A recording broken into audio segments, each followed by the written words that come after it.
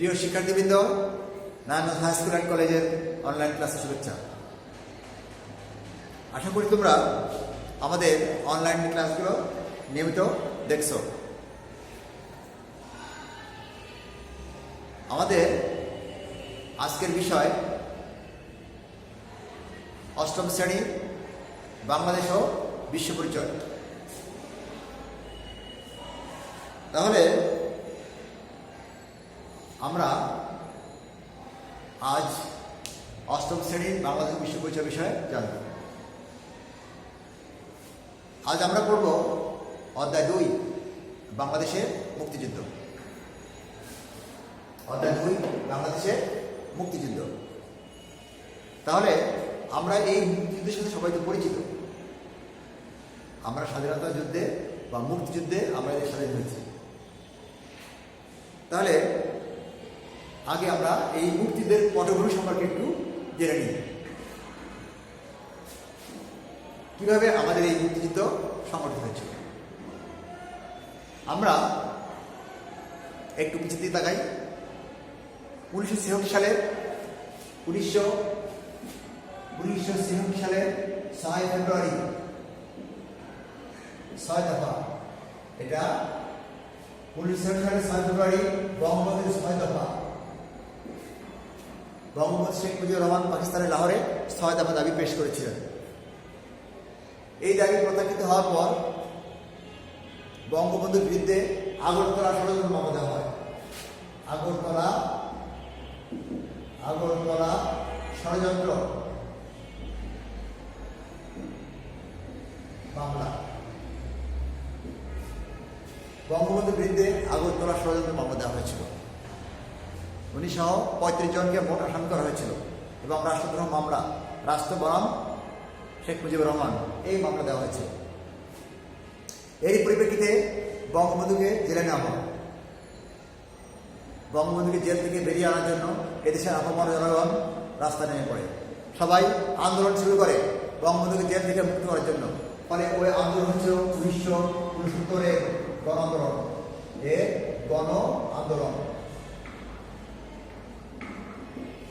এই আন্দোলন 1969 গণ আন্দোলন। এই আন্দোলনে দেশের সর্বস্তরের মানুষ অংশগ্রহণ করেছিল। পাকিস্তান সরকার বাধ্য হয়ে বঙ্গবন্ধুকে জেল থেকে মুক্তি দেয়। তিনি জেল থেকে বেরিয়ে এসে সুষ্ঠু নিরপেক্ষ নির্বাচনের দাবি করেন। তারই পরিপ্রেক্ষিতে 1970 সালে নির্বাচন হয়। 1970 সালের নির্বাচন। তারই পরিপ্রেক্ষিতে 1970 সালের নির্বাচন অনুষ্ঠিত হয়। আর এই নির্বাচনে বঙ্গবন্ধুর নেতৃত্বে বাংলাদেশ আওয়ামী লীগ নিরঙ্কুশ সংখ্যাগরিষ্ঠতা লাভ করে। তাহলে আমরা বুঝতে পারলাম যে সশস্ত্র মুক্তিযুদ্ধ কেন হয়েছিল, তার পটভূমিটা কিরকম হতে পারে। সেপ্টেম্বরে আমাদের পাকিস্তানিদের দমন নীতির বিরুদ্ধে, বৈষম্যের বিরুদ্ধে বঙ্গবন্ধু শেখ মুজিবুর রহমান 6 দফা দাবি পেশ করেছিলেন। এই দাবি প্রত্যাখ্যাত হওয়ার পর তার বিরুদ্ধে দেশদ্রোহী মামলা দেওয়া হয়। আগরতলা ষড়যন্ত্র মামলা দেওয়া হয় এবং বঙ্গবন্ধু সহ আরো অনেককে আসামি করা হয়। পরবর্তী পর্যায়ে বঙ্গবন্ধুকে জেল থেকে বেরোনোর জন্য এদেশের সর্বস্তরের জনগণ রাস্তায় ঝাঁপিয়ে পড়ে, আন্দোলন শুরু করে। আর এই আন্দোলন নাম 1969 গণ আন্দোলন।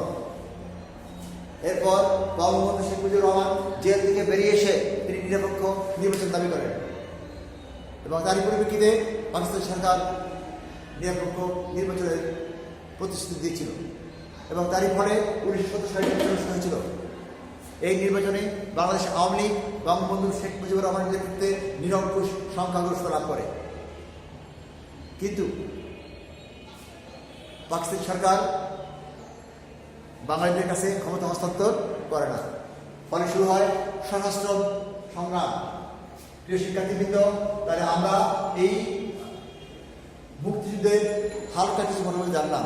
এরপরে শুরু হয় সশস্ত্র।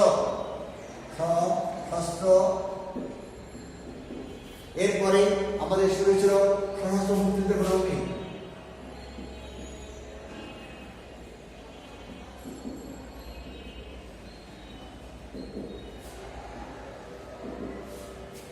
সশস্ত্র মুক্তিযুদ্ধের পটভূমি কীভাবে হয়েছিল আমি জানলাম বা আমরা জানানোর চেষ্টা করলাম। দেখো এরপরে বঙ্গবন্ধু যখন নিরঙ্কুশ বিজয় লাভ করে ওনার কাছে হস্তান্তর দিতে রাজি হয় না পাকিস্তান সরকার। ফলে তারা কারক্ষেপণ করতে থাকে, দেরি করতে থাকে এবং নানা রকম প্রতিশ্রুতি দিতে থাকে, কিন্তু শেষ পর্যন্ত আমাদের কাছে ক্ষমতা দিতে থাকে না। এরই এক পর্যায়ে ইয়াহিয়া খান, জাতীয় পরিষদ ইয়াহিয়া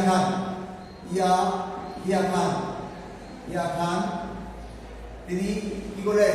জাতীয় পরিষদের অধিবেশন স্থগিত ঘোষণা করেন। ইয়াহিয়া খান জাতীয় পরিষদের অধিবেশন স্থগিত ঘোষণা করেন। আমাদের ক্ষমতা না দিয়ে জাতীয় পরিষদ, বর্তমানে আমাদের দেশে যে জাতীয় সংসদ রয়েছে এটা ছিল আগে জাতীয় পরিষদ, এই জাতীয় পরিষদের অধিবেশনটা তিনি স্থগিত ঘোষণা করে দেন অনির্দিষ্টকালের জন্য। ফলে এদেশের জনগণ বুঝতে পারলো পাকিস্তান সরকার আমাদেরকে ক্ষমতা দিবে না। ফলে শুরু হয় সশস্ত্র সংগ্রাম।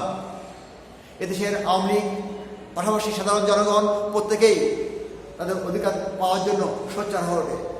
এরই পরিপ্রেক্ষিতে 2 এবং 3 মার্চ, 2রা মার্চ, 2রা ও 3রা মার্চ আওয়ামী লীগ ঢাকা সহ সারা দেশে হরতালের আহ্বান করে। 2রা এবং এই জাতীয় পরিষদ স্থগিত ঘোষণার কারণে আওয়ামী লীগ সরকার বা ওই সময় আওয়ামী লীগ নেতৃবৃন্দ ঢাকা সহ সারা দেশে 2রা এবং 3রা মার্চ হরতালের আহ্বান করে। সারা দেশে হরতাল পালন হয় এবং এই হরতালে পাকিস্তান সরকার আমাদেরকে নানাভাবে অত্যাচার করে, হরতালকে বাধা দেয়, লাঠিপেটা করে এবং আমাদের অনেক পুলিশে অনেক নেতাকর্মীদেরকে ধরে জেলে নিয়ে যায়। এই অবস্থায় বঙ্গবন্ধু যখন দেখলেন যে এদেশের জনগণকে ঐক্যবদ্ধ করা ছাড়া কোনো পথ নেই, ফলে তিনি বাধ্য হয়ে কী করলেন? 7 মার্চ ঘোষণা দিলেন। বঙ্গবন্ধু কী করলেন? 7 মার্চ ঐতিহাসিক ভাষণ।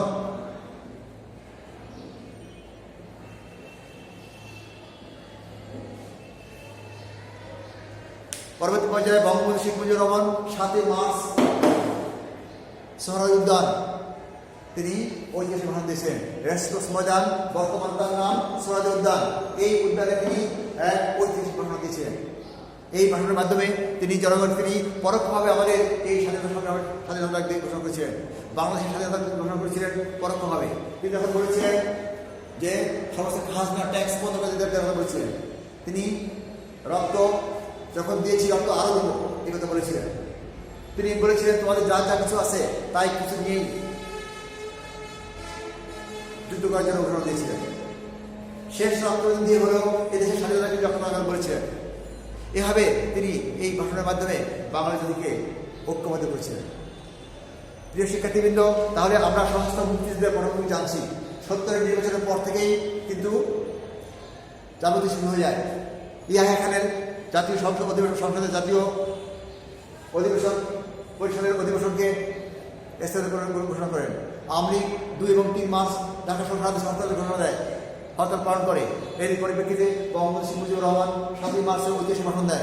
এই ভাষণের মাধ্যমে তিনি সমস্ত জনগণকে একত্রিত করেন। তিনি আরো কি করেছিলেন? তিনি পরোক্ষভাবে বাংলার স্বাধীনতাকে ঘোষণা করেছিলেন এই 7 মার্চের ঐতিহাসিক ভাষণে।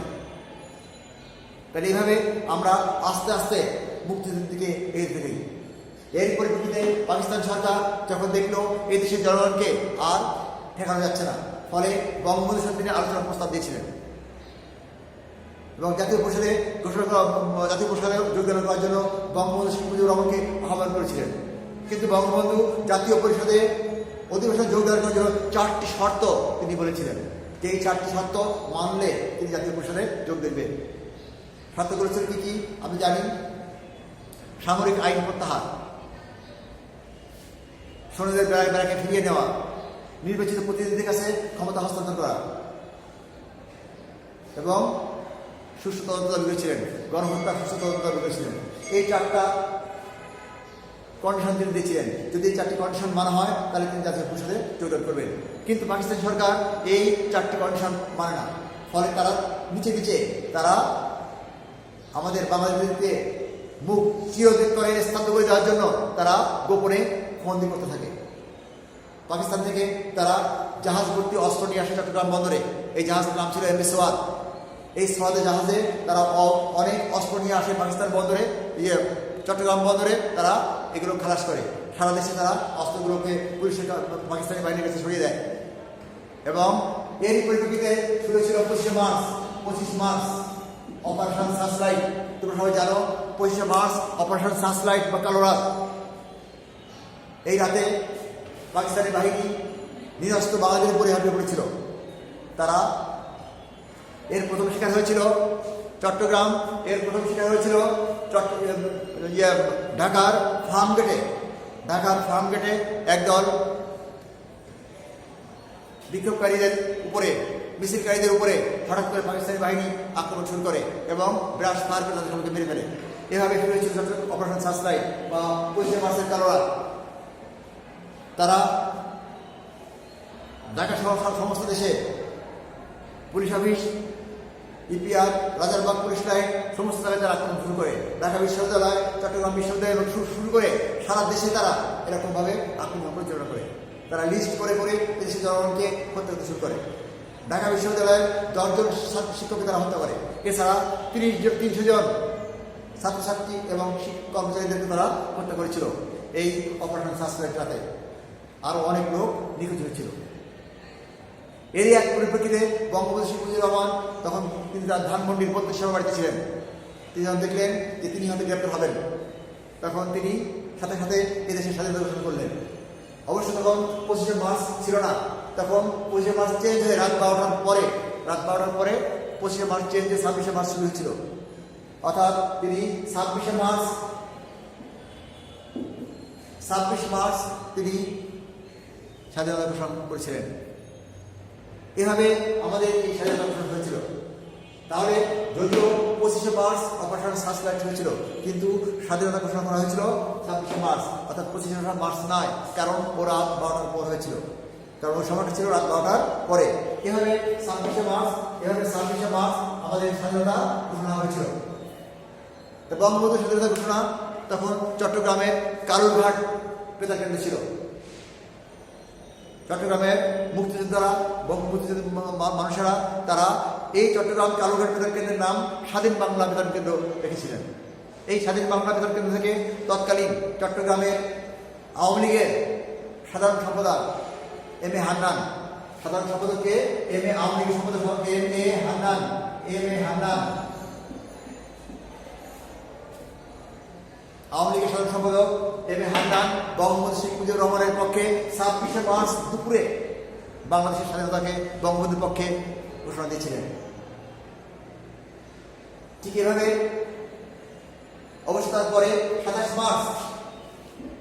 মার্চ একই বেতার কেন্দ্র থেকে সন্ধ্যায় 27 মার্চ তখন সন্ধ্যায় একই বেতার কেন্দ্র থেকে জিয়াউর রহমান মেজর জেনারেল জিয়া রহমান উনি এই বঙ্গবন্ধুর পক্ষে একই ঘোষণাপত্র পাঠ করেছিলেন 27 মার্চ সন্ধ্যায়। এভাবেই আমাদের স্বাধীনতাকে ঘোষণা করা হয়েছিল। প্রিয় শিক্ষার্থীবৃন্দ, তাহলে আমরা এই অধ্যায়ে আমাদের স্বাধীনতা ঘোষণা সম্পর্কে জেনেছি। তাহলে আমরা দেখলাম যে আমাদের স্বাধীনতাকে কীভাবে ঘোষণা করা হয়েছিল এবং কীভাবে এই স্বাধীনতা সংগ্রহ হয়েছিল। তাহলে এরপরে আমরা আরও একটু দেখব। স্বাধীনতা যুদ্ধ যেটা শুরু হয়েছিল, স্বাধীনতা যুদ্ধ শুরু হওয়ার পরে এই যুদ্ধের সময় একটা সরকার গঠন করা হয়েছিল। এই দেশকে মুক্তিযুদ্ধকে পরিচালনা করার জন্য একটা সরকার গঠন করা হয়েছিল। এই সরকারের নাম বাংলাদেশ সরকার। এই সরকারের নাম বাংলাদেশ সরকার বা মুজিবনগর সরকার।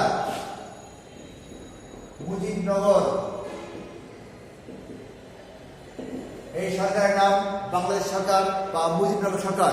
এটা গঠন করা হয়েছিল 1971 সালের 10 এপ্রিল। এই মুজিবনগর সরকার গঠন করা হয়েছিল 1971 সালের 10 এপ্রিল মেহেরপুর জেলার বৈদ্যনাথ তলায়।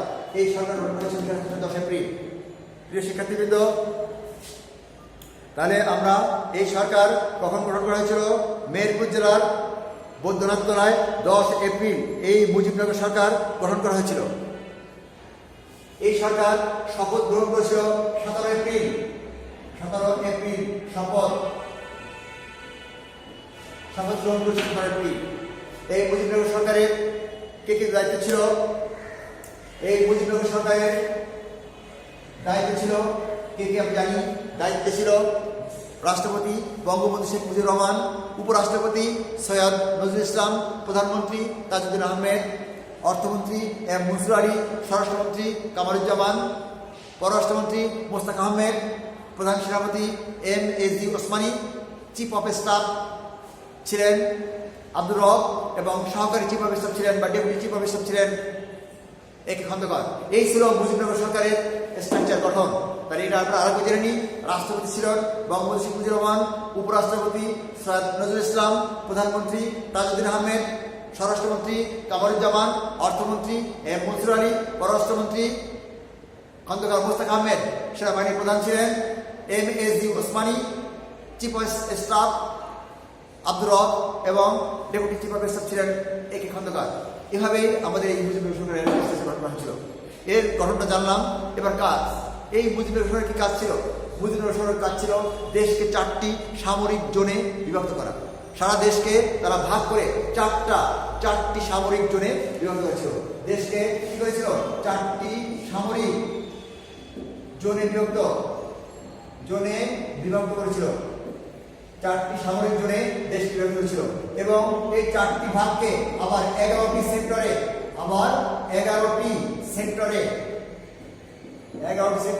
বিভক্ত করা হয়েছিল। 4টি সামরিক জোনকে 11টি সেক্টরে ভাগ করা হয়েছিল এবং প্রত্যেক সেক্টরে একজন করে সেক্টর কমান্ডারকে নিয়োগ দেওয়া হয়েছিল। এভাবে এই দেশকে ভাগ করা হলো এবং এই সেক্টর কমান্ডারের অধীনে বিভিন্ন নিয়মিত বাহিনী, অনিয়মিত বাহিনী, মুক্তিযুদ্ধ, যোদ্ধা, ছাত্রছাত্রী সবাই বিভিন্ন পেশাজীবী মানুষেরা এখানে অংশগ্রহণ করেছিল। এভাবে আমাদের এই মুজিবনগর সরকার বা বাংলাদেশ সরকার গঠন করা হয়েছিল এবং সে তার কাজগুলো সম্পন্ন করেছিল। তাহলে প্রিয় শিক্ষার্থীবৃন্দ, এভাবে আমাদের এই মুক্তিযুদ্ধ দীর্ঘ 9 মাস চলেছিল। তাহলে আমরা এই পাঠে আজ আর এগোবো না। পরবর্তী পাঠে আমরা এরপরে আবার জানব। আশা করি তোমরা এই পাঠটা মোটামুটিভাবে বুঝতে পেরেছ। যা হোক, আজ ক্লাস এখানে শেষ করব। সেই পর্যন্ত সবাই ভালো থাকো, সুস্থ থাকো। আল্লাহ হাফেজ।